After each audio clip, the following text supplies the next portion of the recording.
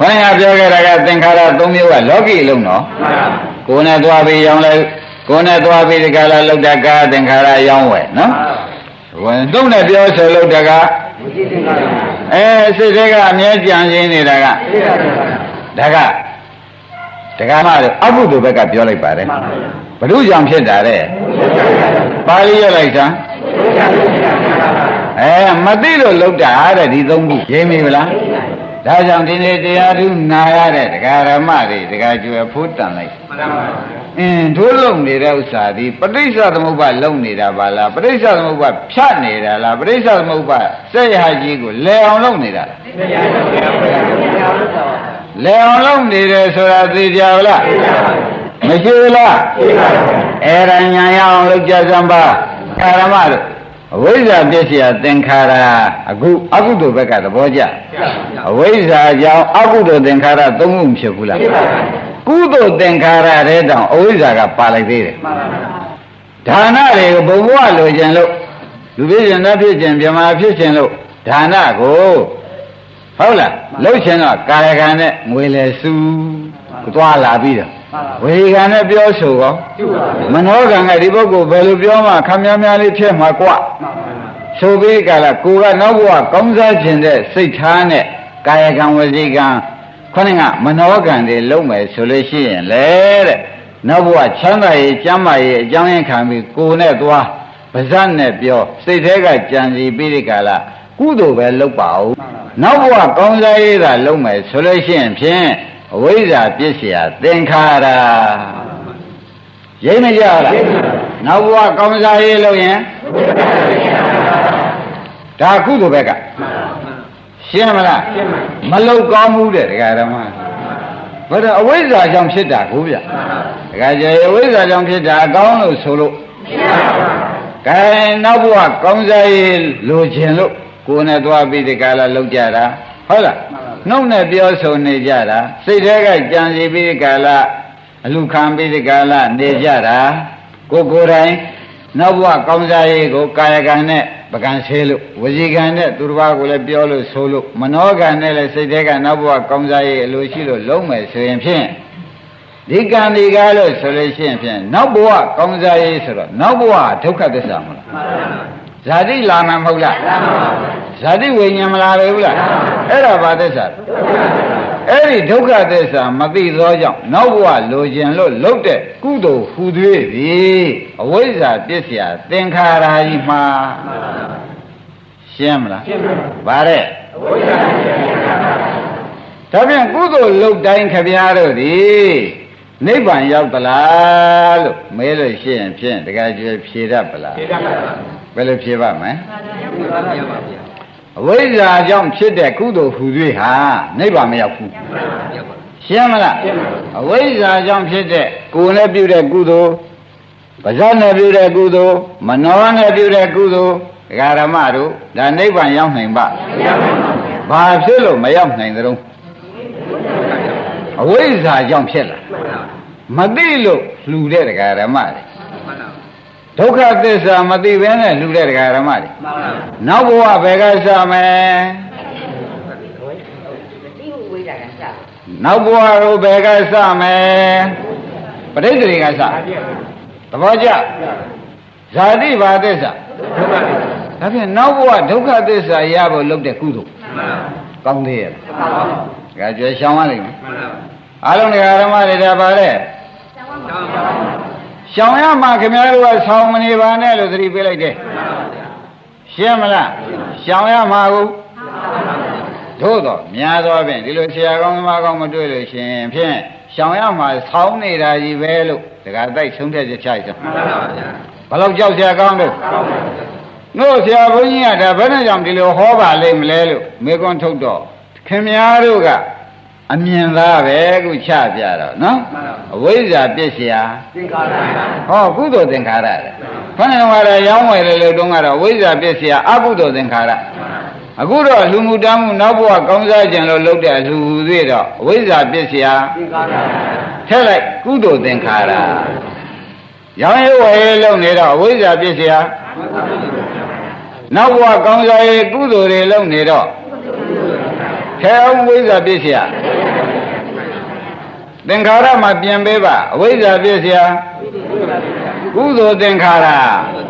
ဒါဖြင့်အဝိဇ္ဇာအုပ်ချုပ်အဝိဇ္ဇာကြောင့်ဖြစ်တဲ့ကုသိုလ်တဲ့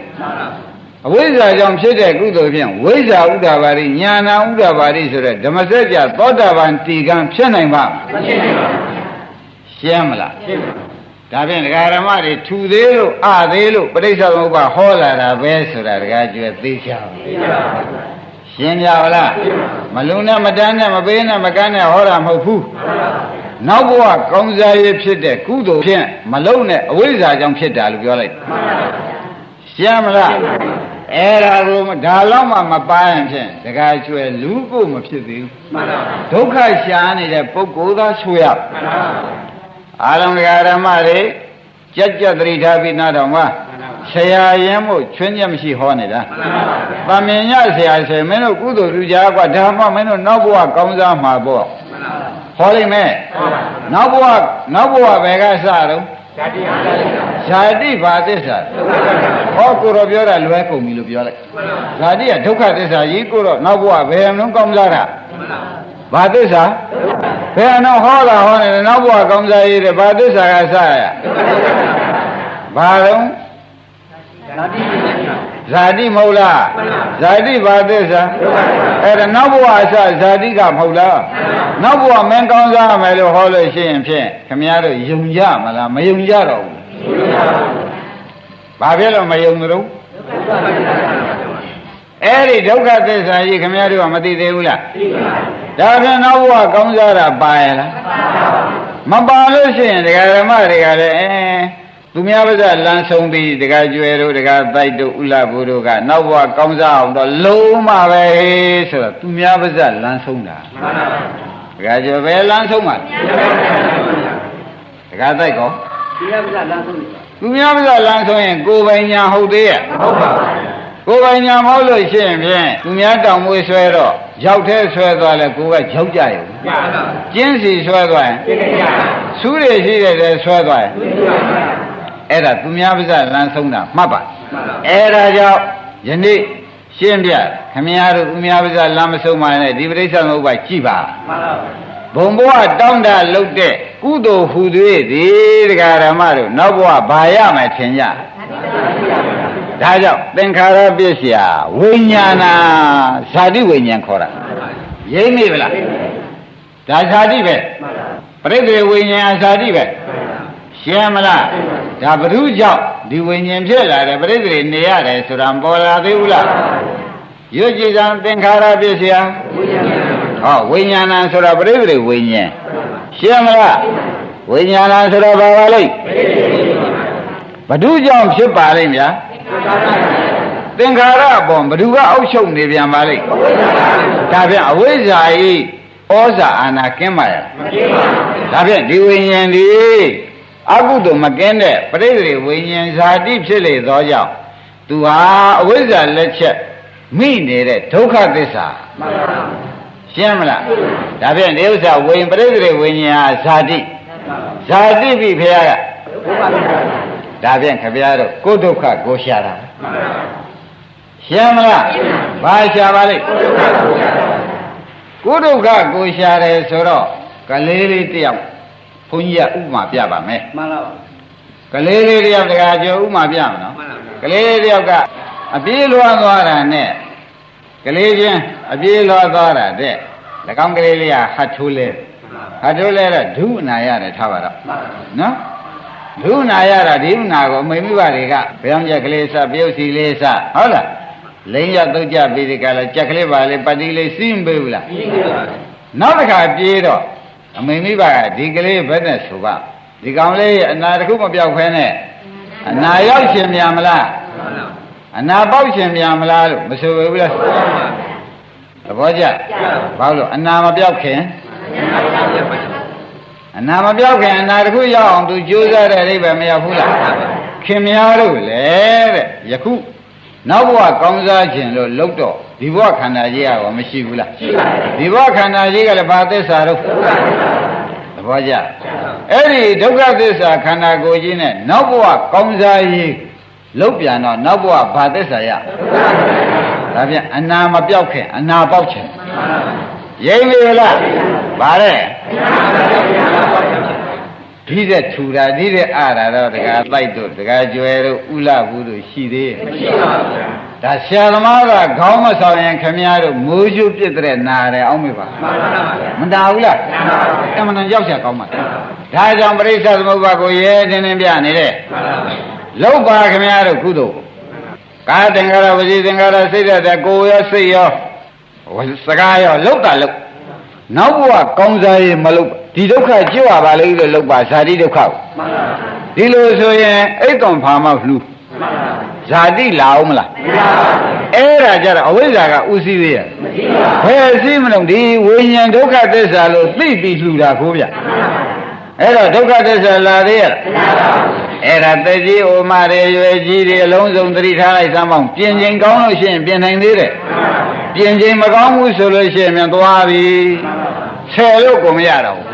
ရပါဦးမလားဒါဒီတရားကနောက်ကျနေတယ်ခင်ဗျားတို့ကအသက်ကြီးလေးစောနေတယ်မြန်မြန်ပြန်လိုက်စမ်းပါအသက်ငယ်တဲ့ပုဂ္ဂိုလ်တွေလည်းထိုးတူပြင်ချိန်ရှိသေးလို့ပြန်လိုက်ပါဦးတခါကြရေးတိုက်တွန်းရသလားတိုက်တွန်းတိုက်မတိုက်တွန်းတိုက်စဉ်းစားစမ်းအကယ်၍ဒီဥစ္စာခန္ဓာကိုယ်ရှိတော့မှနောက်ဘဝကောင်းစားကိုကြမ်းမာတော့ချမ်းသာတော့ကွာနောက်ဘဝလည်းတို့ကြမ်းမာချမ်းသာရအောင်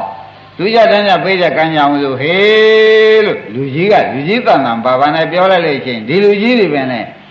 ယူသူပြောနေတော့လည်းခန္ဓာကိုယ်ကြီးကဘာသစ္စာတော့နောက်ဘဝကောင်းစားရေးပေါ်လာတော့ဒါဖြင့်သူသည်ယခုဒုက္ခသစ္စာအနာမပြောက်ခင်နောက်အနာကြီးရှားပြန်တာပဲဒါဖြင့်အနာမပြောက်ခင်အနာရှာရင်ကလေးပဲခொနဲ့ကလေးကပါတိစီပြီးနောက်ထပ်ပြေးတယ်နောက်ထပ်ပြေးတော့လူကြီးတွေကဘယ်လိုပြောကြအောင်ဒီကောင်လေးအနာရခြင်းများမိတယ်တဲမိုက်တကူမဆိုရဘူးလားခင်ဗျားတို့လည်းဘယ်နဲ့ဆိုရဒီကောင်လေးတွေဒီကောင်မလေးတွေအနာရခြင်းများမိတယ်မဆိုရဘူးလားပေါ်လား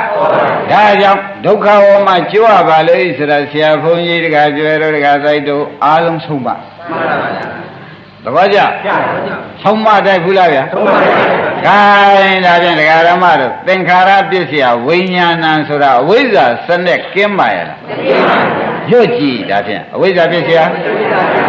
သင်္ခါရပစ္စယဝိညာဏံကိုဒီနေရာမှာဒီယနေ့ထူးထူးလဲလဲမှတ်လိုက်စမ်းပါစာဆိုဝိညာဏလို့ဆိုတယ်ဖြစ်စဉ်ကိုပြောရလို့ရှိရင်ဝိညာဏံပရိသေဝိညာဉ်ဆိုတော့ဇာတိပေါ်တာပဲပြန်မလားဘာပေါ်လာပါလိမ့်ရှင်းမလားပရိသေဝိညာဉ်ဆိုတော့ဇာတိပါပဲနားလေကြဗလားအဲ့ဒါရှောက်ရောက်နေလည်းတော့မဖြစ်ဘူးကိုလုံးနေတာကအဝိဇ္ဇာကြောင့်သင်္ခါရကြောင့်များနောက်ဘဝဝိညာဉ်ပေါ်အောင်လုံနေသလားလို့ဆိုတာကိုယ့်ဟာကိုယ်တွေးပါတွေးတဲ့အခါကျတော့အဝိဇ္ဇာရှိရင်တော့ဖြင့်တခါကျွယ်လုံမှာပဲသင်္ခါရဝိညာဉ်ကိုအဝိဇ္ဇာမရှိရင်ရှင်းမလားဒါကြောင့်တရားဓမ္မတွေသေသေးချာချာပြောရပါတဲ့အဝိဇ္ဇာအုပ်ချုပ်တဲ့အလှူတန်းဟူသည်ဒီကြောက်ကြမှာကြီးပဲဇာတိပရိသေကြောက်ကြမကြပဲဘူးလားရှင်းမလားဒါဖြင့်တရားဓမ္မတို့ကုသိုလ်လုပ်တတ်ပါလားလုပ်တတ်ပါအဝိဇ္ဇာမပါခြင်းနဲ့ဒါဘာသစ္စာတော့တရားဓမ္မတို့အဲ့ဒီဒုက္ခသစ္စာမှလွတ်ကျွတ်လို့ကုသိုလ်တွေလုပ်ပါရှင်းမလားဒီလိုဆိုလို့ရှိရင်ဖြင့်ဒါတွေကသင်္ခါရမဟုတ်တော့ဘူးတဲ့အသင်္ခါရဖြစ်သွားသင်္ခါရနိရောဓဝိညာဏနိရောဓသွားဖြစ်ရိပ်မိလားရှင်းမလားအဲ့ဒါဒီတရားမျိုးကိုရှင်းလဲကြမယ်နားလည်းမနာဘူးဆိုရင်ဖြင့်အတော်လေးကိုခက်တယ်အတော်လေးကခက်တယ်သူအယူဖြစ်နေတာကလေးလည်းဖြစ်နေတခါကြောင်ဖြစ်ဘူးလားဖြစ်ပါဘူးအနာရှိရနေပါတော့အနာရှိရနေအနာရှာတာယူလို့မမြင်လို့ဖြစ်ပါလိမ့်မယ်အခုခန္ဓာကိုယ်ကြီးကဘာသစ္စာတော့ဒုက္ခနာလက်ဆက်သဗ္ဗလားကိုယ်ဝိနာဝေသေးပဲအပြည့်ရှိနေတယ်နောက်ခန္ဓာကြီးရရင်လည်းဒါတွေပါမာလားမပါဘူးလားဒါဖြင့်နောက်ဘဝလိုချင်လဲလုတ်တဲ့ကုသိုလ်ကြီးအနာရှိရနေပေါ်ပါလားပေါ်ပါဘူးဒါကြွယ်တော့ဆိုရှင်းတော့ပြီရှင်းပါပြီဒကာဓမ္မတွေရှင်းကြရလားကောင်းပြီဒါပြန်ဝိဇ္ဇာပစ္စယသင်္ခါရပြီးသွားသင်္ခါရပစ္စယအဲ့ဒါဝိညာဏဆိုတော့ဘယ်ခါဆိုတာပါလိမ့်ပရိသေနေတာကိုဆိုတယ် ရှင်းမလားဒါဖြင့်ပရိသေတေရပါတယ်ဆိုတဲ့ကွာဒီနာမှာအဝိဇ္ဇာကြောင့်သင်္ခါရဒါတဘဝဆိုတာမသေးကြဘူးလားဒါကြောင့်အဝိဇ္ဇာနဲ့သင်္ခါရဘယ်ဘဝပါလိမ့်ဒါကြောင့်မလေးကပိုင်းပြောခဲ့တယ်အဝိဇ္ဇာနဲ့သင်္ခါရဘာဘဝတဲ့ဒါဖြင့်ဝိညာဉ်ကဘာဘဝစလာတာကောင်းပြီဒါဖြင့်ဝိညာဉ်ရှိတဲ့ပုဂ္ဂိုလ်ဒီပရိသေနေမိတဲ့ပုဂ္ဂိုလ်ကနာယုတ်လာမယ်ဝိညာဏပြည့်စရာဒါကခင်ဗျားတို့ရလို့ရွတ်တာနော်ရလို့ရွတ်တာဟာသဘောပါတယ်လို့မဆိုလိုက်ပါနဲ့ဟုတ်လားပရိသေနေမိတဲ့ပုဂ္ဂိုလ်ဟာတဲ့နာနဲ့ရုပ်ကလေးတော့ပါရမှာပဲမပါပဲဘူးလားဒါဖြင့်ဝိညာဉ်ကြောင့်စဉ်းစားဝိညာဉ်ကြောင့်နာယုတ်ဖြစ်တယ်ဝိညာဉ်ဆိုတော့ပရိသေစိတ်ကြောင့်ဘာပေါ်လာလဲရှင်မရှင်မဲ့စေစိတ်တွေနဲ့ကံကြောင့်ဖြစ်တဲ့ရုပ်တွေပေါ်မလာဘူးလားရှိပါစီတော့ဩဒါဖြင့်ဒီထဲမှာယောက်ျားပါသလားမိန်းမပါသလားငါပါသလားသူပါသလားဒီဘဝမှာကြည်စမ်းမပါဘူးဒါကပါပါလေဝိညာဉ်ဒီဘက်နှစ်ခုကဒီထဲမှာယောက်ျားတွေပါသလားမပါဘူးမိန်းမတွေပါသလားငါတွေပါသလားသူတွေပါသလားငါဥစ္စာတွေများပါနေတယ်ငါဥစ္စာပါမတော့နဲ့သင်္ခါရကြောင့်ဝိညာဉ်ဖြစ်တာသင်္ခါရပိုင်နေတာအဝိဇ္ဇာဝသင်္ခါရပိုင်နေသင်္ခါရကဝိညာဉ်ကိုပိုင်နေဘယ်မလို့ငါဥစ္စာဒါဖြင့်ဒီဥစ္စာငါလားငါဥစ္စာလားဒီဘက်ကဟာကောဘာပါလိမ့်ဒီဘက်ကဘာပါလိမ့်ငါလားငါဥစ္စာလားဝိညာဉ်လားဒီဘက်ကဘာပါလိမ့်ဒါဖြင့်ငါလားငါဥစ္စာလားယောက်ျားလားမိန်းမလားဘာပါလိမ့်သေချာစဉ်းစားခင်ဗျားတို့အစကတည်းကငါသူတော်ယောက်ျားမိန်းမမပါဘူးပါသေးရဲ့လားစဉ်းစားပါဒါကသူများပြောလားလက်တွေ့လားလဲစဉ်းစားပါဦးလက်တွေ့ပါဗျာဒါကတော့ကျွဲတို့ပေါ်ပါလားအဲ့တော့တရားဓမ္မတွေဒါကပင်ရင်းကနေပြလိုက်တဲ့တွေ့တဲ့ဘုန်းကြီးတို့တရားဓမ္မတွေ၌ဩငါသူဆိုတာပြင်ပက်ကြမှာသူပြောငါပြောနဲ့ဖြစ်လာတာကိုရှင်းမလားသူပြောငါပြောနဲ့ဖြစ်လာတာငကိုကပါမပါကြည့်လေဒီဘဝအစဝိညာဉ်ကပရိသေဝိညာဉ်ကဒီထဲမှာဝိညာဉ်ဆိုတဲ့စိတ်ကပါတယ်တဲ့ယောက်ျားမိန်းမငါသူဒီဘက်ကြည့်လိုက်ပြန်ဝိညာဉ်ကြောင့်ဖြစ်တဲ့နာယုတ်ကြည့်လိုက်ပြန်တော့ဘာတွေပါဘယ်တော့ငါသူငါဥစ္စာရောဒီလိုသိထားတော့မှပဋိစ္စသမုပ္ပါသိထားတော့မှဒကာတိုက်တို့ဒကာကျွယ်တို့ဥလာဘူးတို့ဩသိသိချာချာအစတည်းကငါလည်းမဟုတ်သူလည်းမဟုတ်ဝိညာဉ်နာယုတ်တွေပါလားပေါ်လားပေါ်သေးဘူးလားပြင်မဲ့ကြမှာခွဲရလားကိုယ်အစကိုပြန်ပြတာလားပြင်မဲ့ကြမှာခွဲရတာကြားတယ်အစတည်းကဝန်းထဲကခွဲတယ်ရှင်းမလားဘယ်ချိန်ကခွဲလာပါလဲဝန်းထဲဒီဘဝအစဝိညာဉ်ကပရိသေဝိညာဉ်ကနော်ကောင်းပြီပရိသေဝိညာဉ်ဆိုတော့ပရိသေစိတ်မဟုတ်လားငါသူတော်ပါရဲ့ယောက်ျားမိန်းမဝိညာဉ်ကြောင့်နာယုတ်ဖြစ်တော့ကောနာယုတ်ပဲရှိငါသူတော်ယောက်ျားမိန်းမရှင်းမလားငါဥစ္စာရောအဲ့ဒါတကယ်ကျွဲတို့အစကမပါတာသိရတော့မှတို့ပြင်မဲ့အယူထတာကိုဆိုတာပေါ်လာရှင်းမလားအစကမပါဘူးဆိုတော့သိကြရင်မဟုတ်လားဘယ်နဲ့ကြောင့်ပြင်မဲ့ကြတာမှငါရှိသူရှိငါမရှိရင်မတော်ဘူးငါရှိမှသူရှိရမှာသူရှိသူမရှိရင်ငါရှိမှာငါမရှိရင်သူရှိမှာဒီမှာနှစ်ယောက်တယောက်တော့ရှိမှာငါတွေသူတွေမျိုးရှုပ်နေပြီးဒီကာလတယောက်မခွဲနိုင်မခွာရဖြစ်စိတ်မချများဖြစ်နေတာငါရှိလို့ရှိရင်မင်းမရှိရင်ဒီကွာမင်းသွားခြင်းလည်းရှိသွားအစရှိတယ်နဲ့ငါသူတွေရှုပ်နေဘူးအဲ့ဒါငကိုပါလာတဲ့ဖြစ်စဉ်ကိုသဘောမကျတယ်ငါသူကိုအစစ်မှတ်နေတာလို့မှတ်လိုက်ချင်ရှင်းမလားကိုလာတဲ့လမ်းကဝိညာဉ်ကအစာဟုတ်လားဝိညာဉ်ကမစဘူးလားငါသူမပါပါဘူးနာယုတ်ထဲမှာရောမပါပါဘူးဒီနာယုတ်ကဘုရားကြောင့်ဖြစ်တာပါလေဒါပဲဝိညာဉ်ကြောင့်ဖြစ်တာကိုငါဥစ္စာလို့ရောဆိုလို့ကောမရပါဘူးငါနာငါယုတ်ငါကိုဆိုလို့ကောမရပါဘူးရှင်းမလားဒါကြက်သတိထားပါဒကာဓမ္မတို့ကဲဒါဖြင့်မဆုံးမနေမှလည်းဆိုရသေးတယ်ဒကာဓမ္မတို့ နာယုတ်ဖြစ်ပြီးဒီကလာနာယုတ်တင်ဆိုတော့လေမျက်စိနာနာခေါင်းကိုယ်စိတ်ကမပါပဲဖြစ်တပည့်ကြနာမရူပပစ္စယဒီကြမှာမျက်စိလေးပေါ်လာတပည့်ကြဟောဒီရဲ့မျက်စိနာနှာခေါင်းလျှာကိုယ်ရုပ်ကလေးတပည့်ကြပြီးတော့မှဟိုဟာရီယာသိတဲ့စိတ်ကလေးပေါ်လာ6ခုဒီအခုစင့်ထားတာ6ခုမှတ်ရှင်းမလားအခုစင့်ထားတာဘယ်နှခုပါလဲကဲရုပ်ပါနာမရူပပစ္စယဒီဒါဖြင့်မျက်စိနာနာခေါင်းလျှာကိုယ်စိတ်ဒီ6ခုကဘာပါလဲ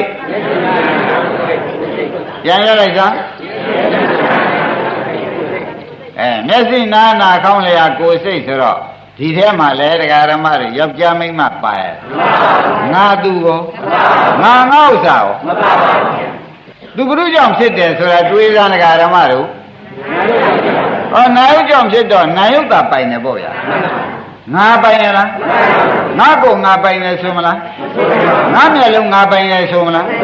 ငါနာငါပိုင်တယ်ဆိုမလားငါစိတ်ငါပိုင်တယ်ဆိုမလားဘယ်ဟောရမလဲနာယုတ်ကြောင့်သလယနာဖြစ်တာရှင်းမလားတက္ကရာတိပြုတ်ပလားဒါဘ누구ကပြောလို့ပြုတ်ပါလိမ့်မလို့ဆိုတော့ပဋိစ္စသမုပ္ပါပြီလို့ပြုတ်သဘောကျဘာကြောင့်ပြုတ်ပါလိမ့်အကြောင်းကျိုးပြုတ်လို့သိတယ်ရှင်းမလားကဲသလယနာပြည့်စရာပါတဲ့ဖတ်တာဆိုတော့ဖတ်တာကလည်းဒီက6မျိုးရှိတော့ဖတ်တာကလည်း6မျိုးပေါ်တခါကြွယ်ရစက္ခုတံဖတ်တာသောတတံဖတ်တာမနောတံဖတ်တာလို့ပေါင်းလိုက်တော့ဘယ်လောက်ရှိတယ်ရှင်းမလားဒါဖြင့်ဒကာဓမ္မတို့မျက်လုံးနာနာကောင်းလျာကိုယ်စိတ်6မျိုးကြောင့်အတွေ့6မျိုးဖြစ်သည်သဘောကျဒါဖြင့်ဖတ်တာဖြစ်เสียဒါဖြင့်ဒီက6မျိုးဖြင့်ဝေဒနာလည်း6မျိုးရကျင်းလိုက်တော့သာဒုက္ခဥပေက္ခဖြစ်သွားတယ်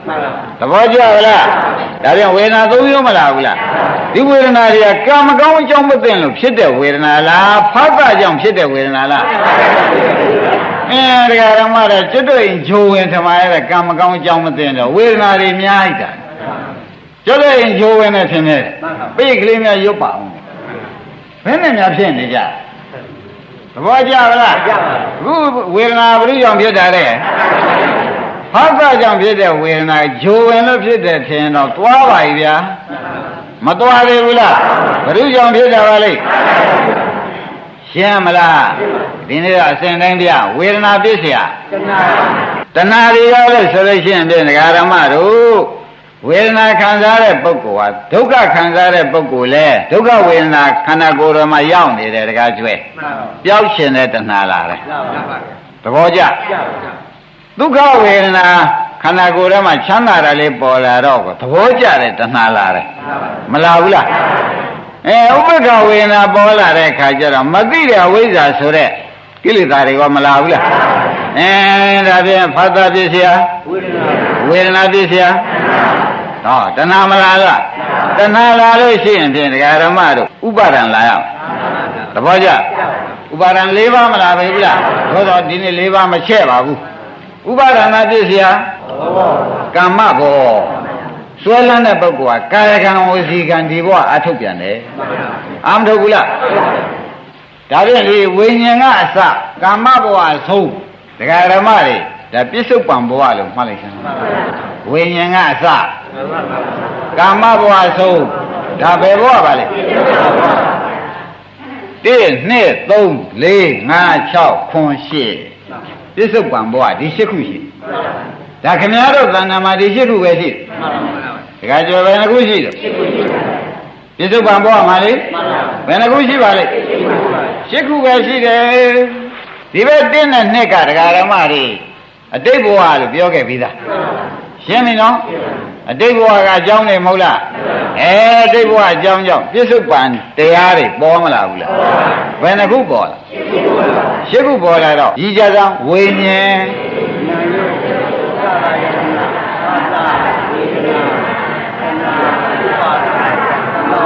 ကာမဘဝသဘောကျလားဒါခမည်းတော်ခန္ဓာကိုယ်ထဲမှာဒါပဲရှိအဲ့တော့ဒီထဲမှာယောက်ျားမိန်းမငါသူတစ်ပါးပါမပါ သေးကြလားယောက်ျားမိန်းမငါသူတော်ပါရလားငါလှုပ်ထားတယ်လေကောသဘောကျဒါဖြင့်ဒကာဓမ္မတွေပြစ္ဆုတ်ပံဘဝမှာခမည်းတော်ခန္ဓာကိုယ်ထဲမှာပဋိစ္စသမုပ္ပါဘယ်နှမျိုးရှိသတုံးပေးဘယ်နဲ့ပြောကြရှင်းပြီနော်ဒကာကျွဲမွေးသင်္ချေကမနာဘူးတဲ့တရားပါပဲဘယ်တော့နာဘူးကြတော့ဒါဖြင့်ကိုယ့်အဖြစ်ကိုမသိဘူးပေါ့ခက်ပကောကိုယ့်အဖြစ်ကိုမသိဘူးဆိုတဲ့ကိုကဒကာဓမ္မတွေယူတော်၎င်းအကမ်းတော်၎င်းဆိုတာဘုရားဆွဲချက်တင်ရမယ်မတင်ရပါဘူးလားဒါကြောင့်ဘုရားကအုံမတကဟုတ်လားအယူกว่าအန္တပုထုဇဉ်กว่าအကမ်းกว่าကြည်စမ်းကိုဖြစ်စဉ်ကိုမသိလို့ဘုရားကဘယ်လိုလဲဆွဲချက်တင်လိုက်ကဲဒကာကျော်တို့ယနေ့အယူကံပဲနဲ့နေတော့ပေါ်တာလားပျောက်တာလားမပေါ်မှကျုပ်ကဆွဲရင်နေလို့ရင်းနေကလားငကောပေါ်ရတယ်နောက်ထပ်ပေါ်မယ်ဆိုရည်ကြီးလို့ထားလာတယ်တူးနေမှာသဘောကျပါလားကဲပျောက်ပလားလို့မေးတယ်အမတော်တော်သေးတယ်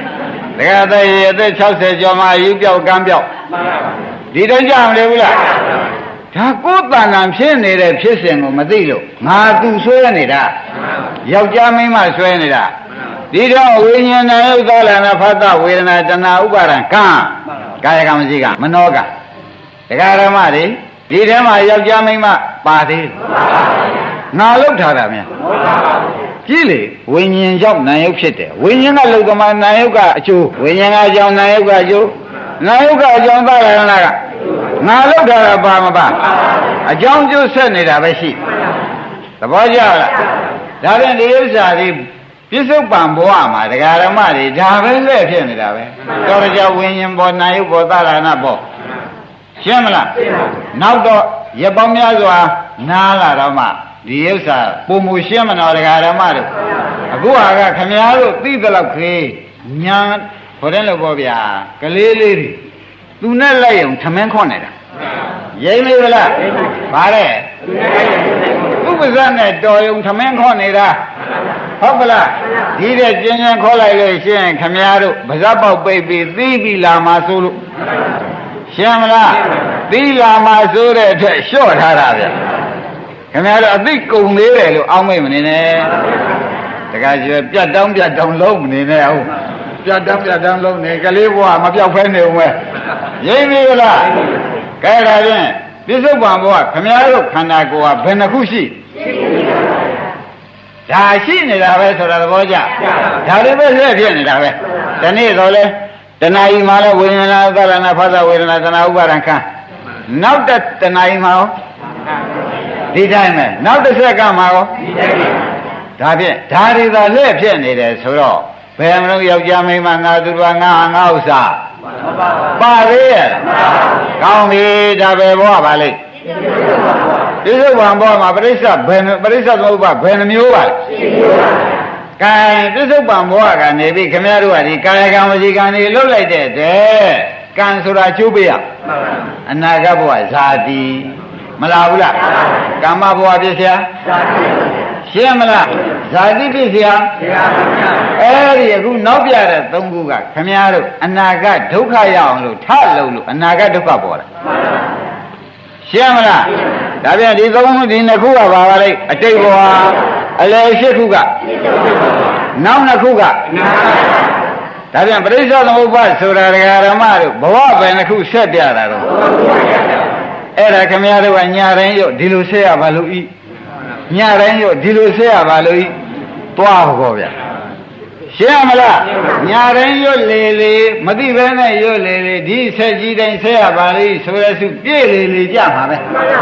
စင်စစ်တော့ဒီဥစ္စာကြီးပြည့်ရအောင်လို့ဘုရားကဒီလိုဖြစ်တယ်ကွာဒါဖြတ်လို့ဆိုပြီးခင်ဗျားတို့ဥပဒနာလုံးနဲ့ဖြတ်ရမှာမဖြတ်ဘူး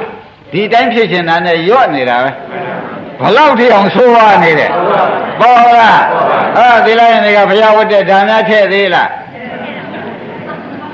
ထည့်ရသေးတယ်သူကလည်းမတော်သေးလိုက်အောင်ဖြစ်နေဝတ်ကြောက်သွားခက်ချင်ရိမ့်ပြီလားအဲ့ဒါတော့မသိတော့ဘူးတဲ့ခင်ဗျားတို့ဘောတကမှာသူ့သေးအောင်လို့တထေးကြီးကသူ့မွေးစားတဲ့သားလေးဖြစ်လာတယ်တကားကျွဲရ မွေးရတဲ့သားမရှိလို့မွေးစားတာနောက်ဒုက္ခမောမကသားလေးမွေးလာတော့ဒီကောင်လေးပြေးမှအေးမှာပဲခဏမွေးစားထားတာလေအဲ့ဒါဒီကောင်လေးကိုသူ့မိတ်ဆွေတယောက်တော့တစ်ထိန်မှာစာလေးရေးပြလေဒီကောင်လေးလာလို့ရှိရင်တပ်ပါတပ်ပလိုက်ပါဆိုပြီးဒီကောင်လေးပဲစာပေးခိုင်းလိုက်တယ်သူပစိုးထဲမှာစာလေးရေးပြီးကဲသူသေဖို့စာသူယူပြီးအဲ့ဒီတစ်ထိန်သွားပေးတာဘာဖြစ်လို့ပေးတာတော့လို့မေးလို့ရှိရင်ဘယ်နဲ့ဖြေကြမသိလို့ပေးတာဒီမှာလည်းဓမ္မတွေကိုပြည့်စင်ကိုရုပ်ပြီးကာလနေတာကိုဒုက္ခဖြစ်ကြောင်းကြီးကိုရော့နေတာသိလို့ရော့တာလားမသိလို့ရော့ဒါဖြင့်ကိုသက်ခံဖို့စာကိုသွားပေးတာအမလေးကြောက်စရာကောင်းလိုက်တာဓမ္မတွေရင်းနေပြီလားကိုသက်ခံဖို့စာပါတဲ့ခဏဂေါတကလည်းသိုးနေပါဗလားရှင်းမလားခင်ဗျားတို့ရိုးရင်းမှတ်တယ်နော်ဩဒီခန္ဓာကြီးဒီအဖြစ်ပြရပါလို့ဤလိုပဲပါရလားဟာတိုင်းစာသွားပေးတာပဲပေးပြီးရှာချာနဲ့နာတာပဲဥလာဘုရားဖြစ်စဉ်ကိုကြိုက်ပါရဲ့လားအဲ့ဒါတခါကျွဲတို့အားလုံးသောတရားဓမ္မတို့လူမဖြစ်သေးဘူးဆိုတာပေါ်လာမပေါ်လာဘူးလားရှင်းမလားဒီဘက်အဝိဇ္ဇာနဲ့သင်္ခါရကဘယ်ဘောပါလိမ့်ဝိညာဉ်ကအစကာမဘဝအဆုံးက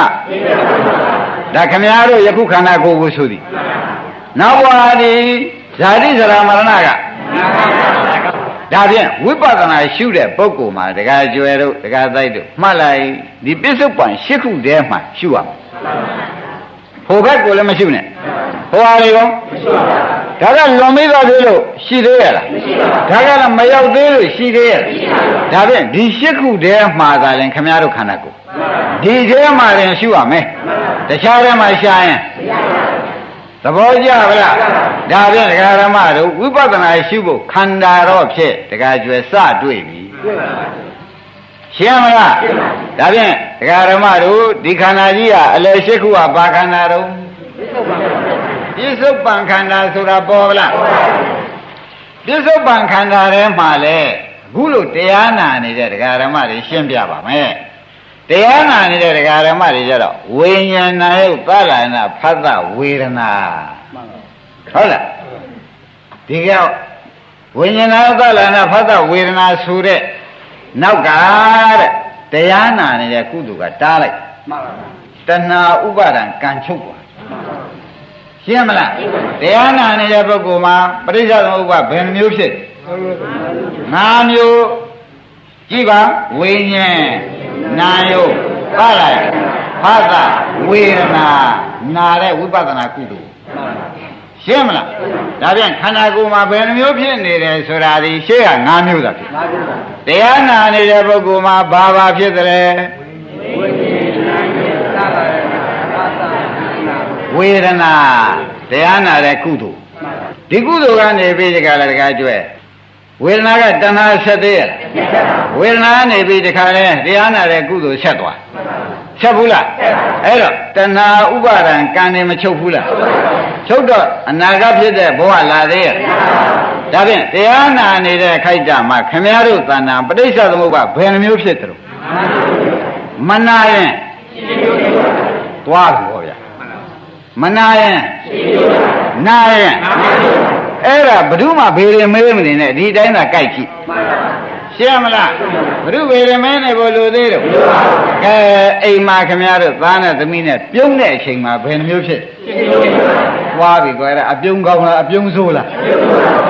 အိမ်မှာကိုယ်ရှိတဲ့ပစ္စည်းလေးကိုရော့ပါသွားမှဆိုရင်တို့သကောင်ဟုတ်လားတိုးတက်လောင်လုံနေတဲ့အခါမှာဘယ်နှမျိုးဖြစ်တယ်ရော့ပါတာဆိုရင်တိုးွားတာဝမ်းသာရင်ရှင်းမျိုးဖြစ်တော့ဟိုတရားဓမ္မတို့တဏှာဥပါဒံကံပါမလားဘူးလားအဲ့ဒါကအနာကအကြောင်းလို့ဒီနေ့ကမဟောခဲ့ဘူးလားအဲ့ဒီအကြောင်းကိုလုံနေတဲ့အတွက်အနာကအကျိုးဖြစ်တဲ့ဝိညာဉ်ဒီဇာတိဇရာမရဏလာရမယ်မလာဘူးလားဒါဖြင့်ခင်ဗျားတို့ဖြစ်ထွေဟာအမှန်မဆိုးဘူးလားမျက်လုံးဖွင့်လိုက်ပရိစ္ဆေသမုပ္ပါဘယ်မျိုးဖြစ်တယ်နားထောင်လိုက်ရှင်မျိုးကဘယ်လိုပါလဲ